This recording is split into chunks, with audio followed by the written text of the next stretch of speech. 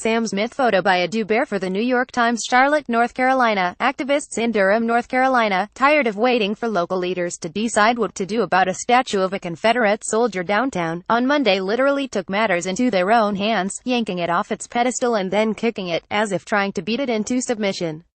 A North Carolina law passed in 2015 prohibits the removal of these monuments, yet the prospect of being prosecuted for doing just that was not a deterrent. Once again, we're having a national debate about the hundreds of Confederate monuments that stand across the South, inspired, this time, by last weekend's march in Charlottesville, VA, when white supremacists protested the city's plan to move a statue of Robert E. Lee. White supremacists aren't the only defenders of these monuments. President Trump on Tuesday criticized efforts to take them down. This week, it is Robert E. Lee. "I noticed that Stonewall Jackson is coming down," he told a news conference. "I wonder, is it George Washington next week?" Some say they are about heritage and history, not racism. Others say we need to keep them in place to remind us of our dark past. Confederate apologists in the South and around the country have rallied behind such monuments since they first went up in the late 19th and early 20th centuries. They recast Confederate soldiers as heroes fighting not for the institution of slavery but for the lost cause, the mythology of the Confederacy as a grand patriarchal civilization.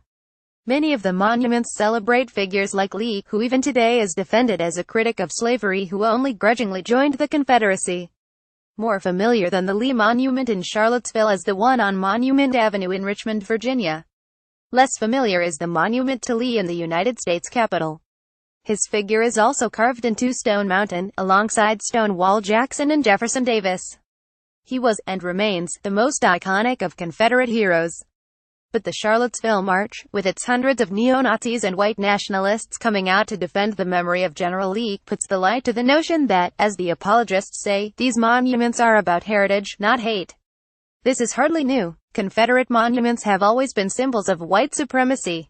The heyday of monument building, between 1890 and 1920, was also a time of extreme racial violence, as Southern whites pushed back against what little progress had been made by African Americans in the decades after the Civil War. As monuments went up, so did the bodies of black men, women and children during the long rash of lynching. In the civil rights era, segregationists again sought to push back any attempt to challenge white male supremacy. Once again, they rallied under the banner of the Confederate battle flag. But this time, local and state officials from law enforcement and state agencies like the Sovereignty Commission in Mississippi joined them in their effort. Today, the battle for white male supremacy has expanded in scope. It is nativist, anti-feminist and anti-Semitic. It is also homophobic. As always, it is racist. And it has fully embraced the imagery of Nazism, from Adolf Hitler to swastika flags to the Nazi salute.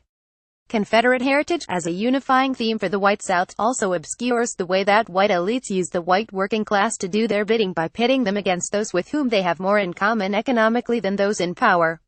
The path for the rise of the Southern Democratic Party, known as the White Man's Party, was paved with racial violence.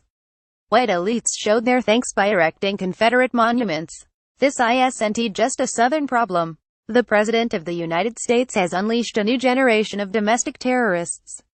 During the presidential campaign, and now from the seat of power in the White House, Mr. Trump's talk of building a wall, his denigration of women, his ban on transgender soldiers and his circle of nationalist advisors emboldened the very people who showed up in Charlottesville chanting, "Jews will not replace us." Us, of course, or the dispossessed white, heterosexual men who long for a return to an imagined patriarchy where they have a seat at the head of the table, even though, in reality, those seats are reserved for white elites. And once again, rather than seeing clearly that Confederate monuments stand at the very center of the white supremacist imagination, too many people are clouding the issue. Some of my fellow historians have naively suggested that we need to keep them to teach us the darker lessons of Southern history. But at what cost? What the events of this past weekend have made clear is that for several generations, the Lee Monument and others like it have assisted the cause of white supremacy and the deadly violence that has accompanied it. This is why communities across the region have a moral obligation to take up the cause of removing them.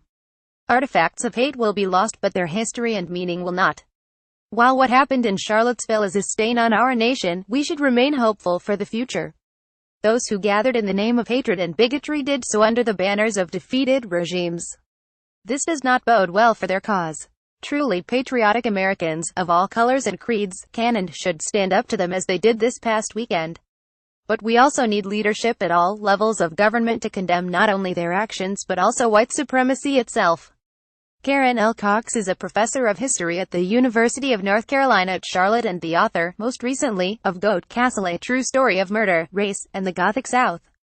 A version of this op appears in print on August 16, 2017, on page 823 of the New York edition with the headline "Confederate Monuments Must Fall."